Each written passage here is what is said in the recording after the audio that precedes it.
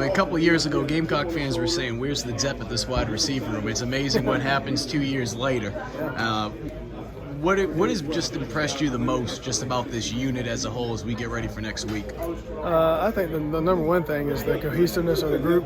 I think we're a close group, and that's kind of hard to get, especially when you're bringing some new pieces like Antoine Wells and Rucker. And maybe sometimes it can cause tension, but those guys have blended in really well. The older guys and the guys that have been here before have really welcomed those guys in, and the cohesiveness of the group, man, and the competition we have in there. That's from playing. I mean, when you got competition, it makes everybody in the room better. It makes me better as a coach, and I'm excited to watch these guys compete.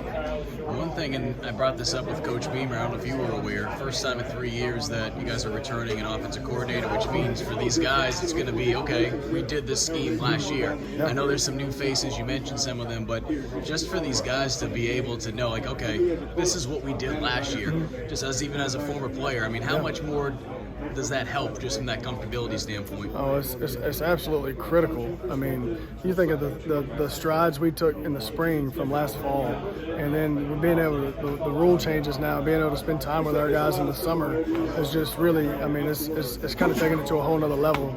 From a schematic standpoint, we're able to do more. We're doing a lot of the same things we did last year, but being able to add more. And plus, we got smart kids, man. The guys have done a really good job of getting there, watching the film, meeting, and it's really helped us.